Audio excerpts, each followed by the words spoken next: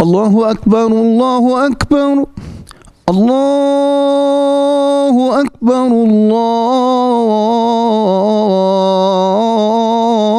Allahu Ekber.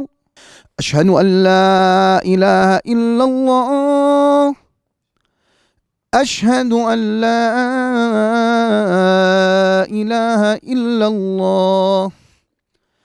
Eşhedü enne Muhammeden Resulullah. Eşhedü enne Muhammeden Resulullah. Hayye ale's-salah. Hayye ale's-salah. Hayye alel-felah. حي على الفلاح.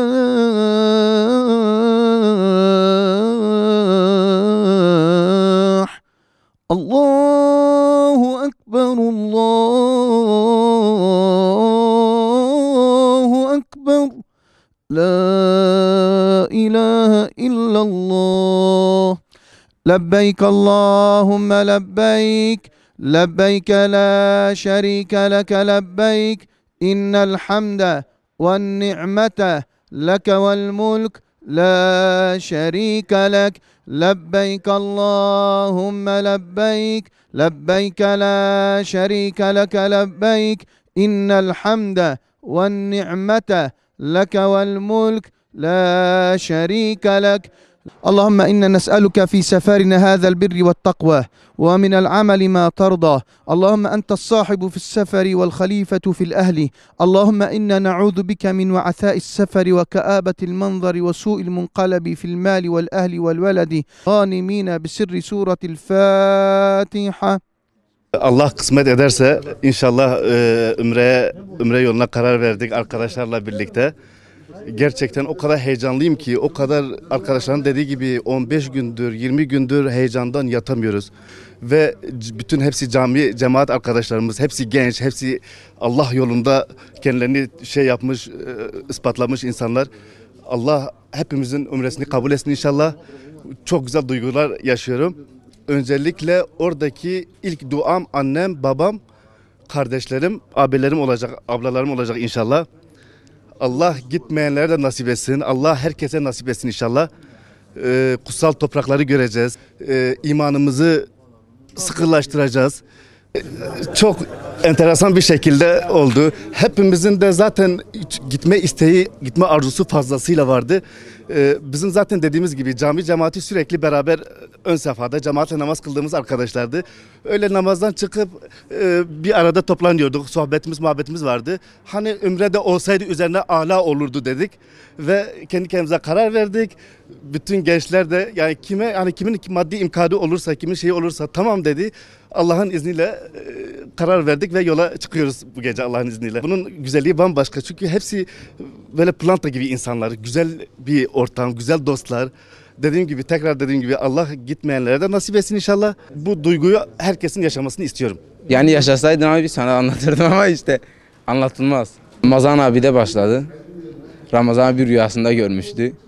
İşte o rüyayı anlatınca toplandık. Yani gidecek kişileri görmüştü. Sonra birleştik işte 4 kişiyi 5 kişi görmüştü rüyasında. 10 oldu. İşte şimdi 18 kişiyiz. Herhangi bir Müslüman hangi duyguyu yaşıyorsa ben de şu an aynı duyguları yaşıyorum. Yani herkeste olduğu gibi bizde de heyecan var. Sonuç olarak Mekke-i Mükerreme'yi göreceğiz. Kabe'yi göreceğiz. Peygamber Efendimizin yaşadığı, doğduğu toprakları göreceğiz. Yani Peygamber Efendimizin kabri şerifine gideceğiz. Onun çıktığı dağı, onun yani vahyin ilk geldiği yerleri, Sevr mağarasını ve benzeri birçok yeri göreceğiz. Bunun için mutlu ve heyecanlıyız yani. Dua edeceğimiz kişilere gelirsek özel olarak kişiler ayrı ama yani tüm İslam coğrafyasına ve hatta Müslüman olmayanlara bile onlara da iman nasip olması için dua edeceğiz inşallah. Allah nasip etti. Daha önce 2 sefer hac vazifemi yerine getirdim. Şimdi de Güzide çocuklarımı o güzel beldeye, o Peygamber Efendimizin dolaştığı yerlere beraber gitmek istiyoruz. Onlara da o zevki tattırmak istedim. O vesileyle çocuklarımla beraber inşallah çok güzel bir umre geçirmeyi düşünüyoruz. Bütün ümmeti Muhammed Mustafa'ya dualarımızı yapacağız. Türkiye'de maalesef güzel bir nesil yetişmiyor. Bu başta anne ve babalardan kaynaklanıyor. Yani terbiye önce anne ve babadan başlar. Bütün Müslümanlara, çocuklarınıza daha beşikteyken İslam'ı anlatmaları, Peygamber Efendimiz'i anlatmaları, bu duyguyla, bu şuurla çocuklarını yetiştirip o beldeye nasipse gitmelerini tavsiye ediyoruz. Allahu Teala bize nasip etti. Tabii insan çocuklarıyla o beldeleri görmek, o beldelerde Peygamber Efendimiz'in dolaştığı yerleri, Kabe-i Muazzama'yı, tabii duygular tarif edilemez. Ben 15 gündür inşallah böyle karar verdik gideceğimizi. 15 gündür geceleri yatamıyoruz. Ben 2 sefer hacca gitmeme rağmen şu anda yani bir an önce yola çıkmak istiyorum. Bir an önce o güzel beldeleri görmek istiyorum. O duyguyu beraber yaşamak istedim çocuklarımla. Duygu tarif edilemez. Yani çocuklarıyla insanın gitmesi tabii başka bir duygu oluyor.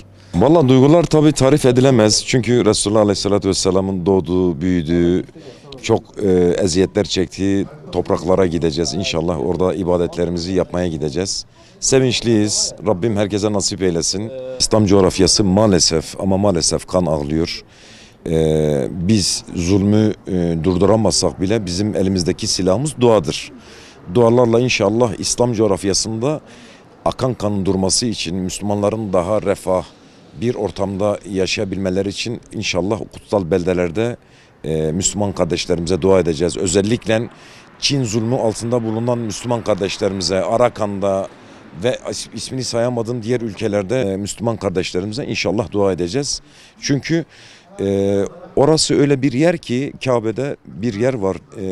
Dua edildiği zaman 70.000 tane meleğin amin dediği bir yerdir. Ve biz inşallah orada bütün Müslüman kardeşlerimize dua edeceğiz. Umre'ye gidecek gençlere öncelikle gitmeden önce bir Peygamber Efendimiz Aleyhisselatü Vesselam'ın şahsiyetini, maneviyatını, ne iş yaptığını, alemi İslam'a neler getirdiğini, İslamiyet'in, imanın, Kur'an'ın hayatımızı nasıl şekillendirmesi gerektiğini, Peygamber Efendimiz Aleyhisselatü Vesselam Hazreti Ayşe annemizin de dediği hulukul Kur'an, yani Kur'an'ı hayatına uygulamış, her şeyini her tarafa yaymış. Onun nasıl yaptığını görsünler, anlasınlar, mahiyetini bilsinler, öyle gitsinler. Yani boş olarak gittikten sonra boş davuldan çok ses çıkar. Dolu olmamız lazım. Alem İslam'ın şu anki halinin içimizde paramparça kanlar akıttığını bilmemiz lazım. Ne kadar da biz rahat içerisinde olsak orada masumca öldürülen Müslüman kardeş, Arakan'da olsun, Çin'de olsun, diğer Hindistan ülkelerinde olsun, Afrika'da olsun, yani o zalimlerin bir an önce zulümlerinin durmasını inşallah Cenab-ı Hak bütün alemi İslam'a huzuru, mutluluğu, saadeti getirmesini inşallah Cenab-ı Hak'tan niyaz ediyoruz. Ve inşallah yarın kutsal topraklarda olacağız. 20 gün boyunca da inşallah bütün alemi İslam'a biz bu duayı edeceğiz. İnanıyoruz ki dünya, hoşgörü, adalet, değil mi? İyilik ve İslam'ı yaşatmakla güzel olacağına inanıyoruz.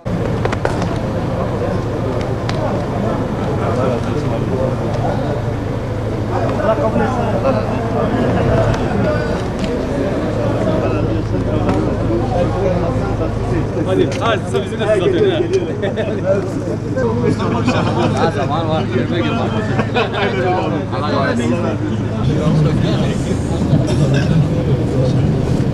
Ama seninkinde bıraktın mı? Allah